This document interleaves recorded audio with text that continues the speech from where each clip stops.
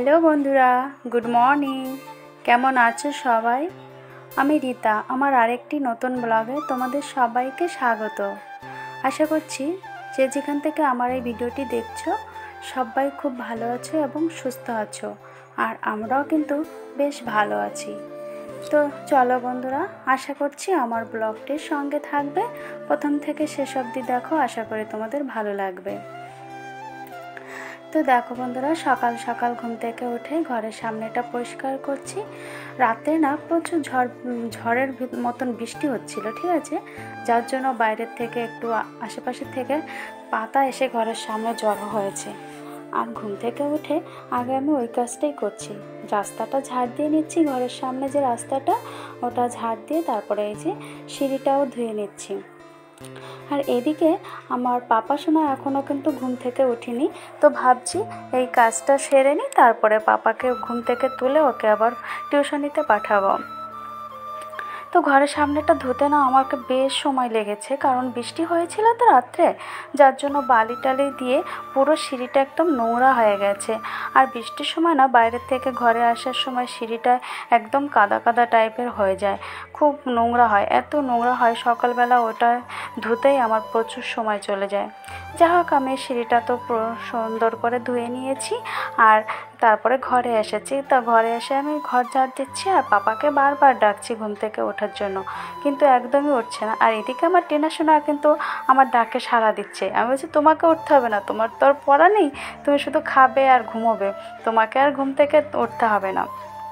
আর আমার পাপা বলছে, মা আমি আরেকটু ঘুমাই, এই করতে করতে ওর অনেক দেরি হয়ে যাচ্ছে, কিন্তু উঠছেই না। ঘুমোচ্ছে যখন, এখন তো ডেকে দিলেই ওঠার কথা, কিন্তু উঠছে না।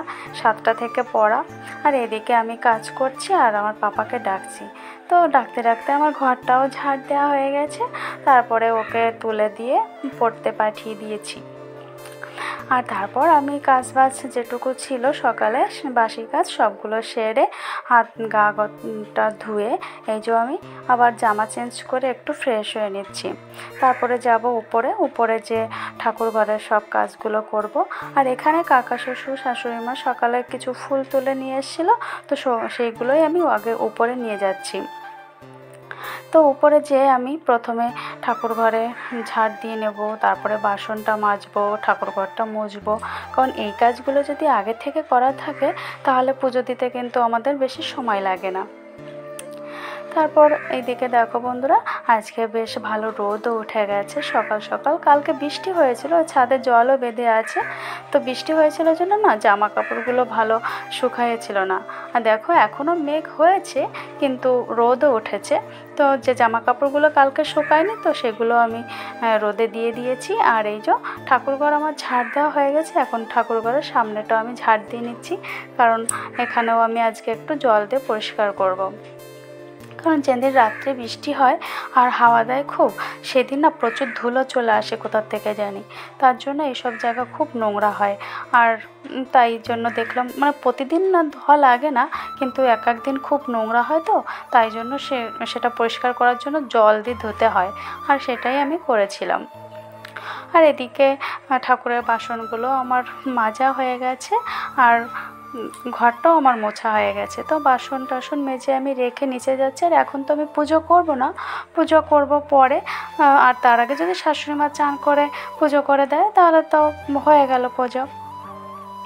তারপরে যে নিচে এসে আমি ঘরটা একটু ঠিক করলাম, কারণ ছেলে ঘুম থেকে উঠে চলে গেল, তো আমি আর তখন বেডটা ঠিক করিনি, আমি উপরে চলে গেছিলাম, তার জন্য ঠিকঠাক ছিল না, তাই এসে ঠিক করলাম। তারপরে আমি আবার বাজারে গেলাম, কারণ সকালে যখন রান্না করতে যাব তখন সবজি বাজার ছিল না, তো অনেক দিন হলো আমি বাজারে যাই না, তো কাকা শ্বশুরই বাজারটা করে নিয়ে আসে।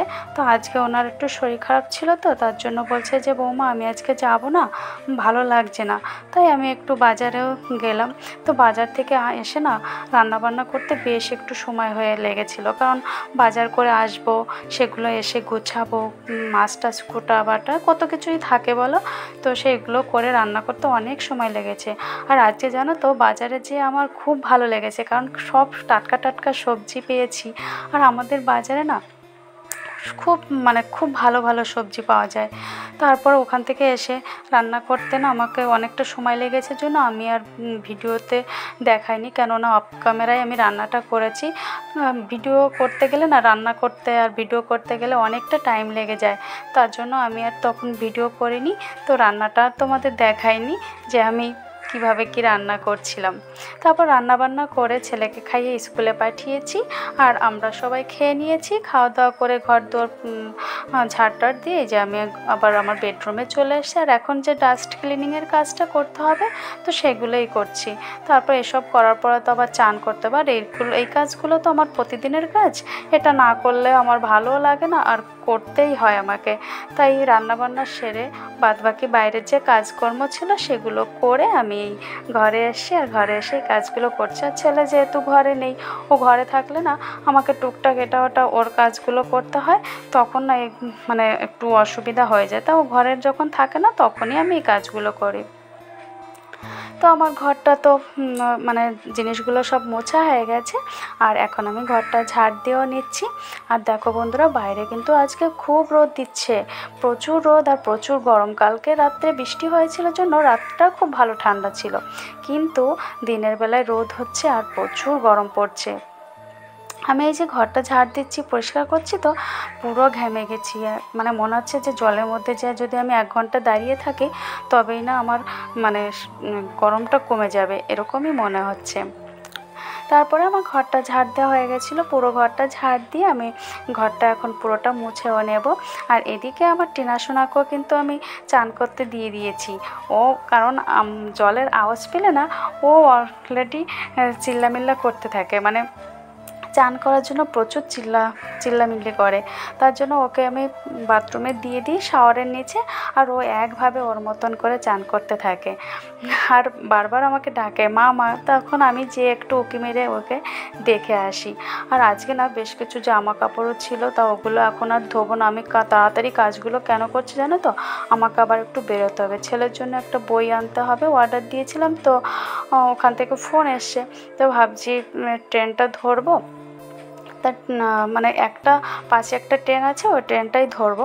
তার জন্য আমি তাড়াতাড়ি ঘরের কাজগুলো কমপ্লিট করছি, কমপ্লিট করে চানটা করেই যাব। তাই জন্য জামা কাপড়গুলো আর আজকে ধোবো না, তো পারলে রাত্রে ধুতে হবে, তো এখন আর ধোবো না। তাই ঘরটা মুছে তারপরেই চান করে নেব।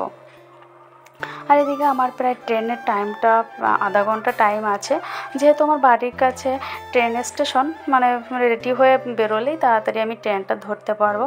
তার জন্য তাড়াহুড়ো করে ঘরটাও মুছে নিচ্ছি। আর ঘরটা এখন যদি আমি না মুছি তাহলে আমার অনেক দেরি হয়ে যাবে। তো বন্ধুরা, এই পর্যন্ত আমার ভিডিওটি তোমাদের কেমন লাগছে অবশ্যই কিন্তু কমেন্ট করে জানাবে, আর ভালো লাগলে একটা লাইক করো, আর চাইলে আমার চ্যানেলটি সাবস্ক্রাইব করে রাখতে পারো, আর ফেসবুক থেকে দেখলে আমার চ্যানেলটি ফলো করে রাখতে পারো। তো আমি ঘরটা মোছা হয়ে গেছে, আর এখন আমি চান করে নিচ্ছি। আর আমার টিনা সোনার কিন্তু চান করা হয়ে গেছে, ওকে আমি বাইরেও বের করে দিয়েছি। টিনা সোনা খুব ভালো চান করে। তারপরে আমি চান করে এই যে এখন রেডি হচ্ছি। তো কোনো মানে রেডি হতে হতে কিন্তু আমার ট্রেনের টাইমটাও প্রায় হয়ে গেছিলো। আর ভাবছি এই রোদের মধ্যে বেরোবো, কতই না শরীর খারাপ লাগবে। এমনিতেই ভালো লাগছে না এখন বেরোতে, এই রোদের ভিতর কেউ বেরোতে ভালো লাগে? 1টা-1:30টার সময় কেউ ভালো লাগে? তাও আমাকে বেরোতে হচ্ছে, খুব দরকার, যেতেই হবে। তো আমি রেডি হয়ে আমি বেরিয়েও গেছিলাম। আর যে আমি মানে স্টেশনে যে 5 মিনিটও আমাকে দাঁড়াতে হয়নি, তার মধ্যে কিন্তু ট্রেনটাও এসে গেছিলো।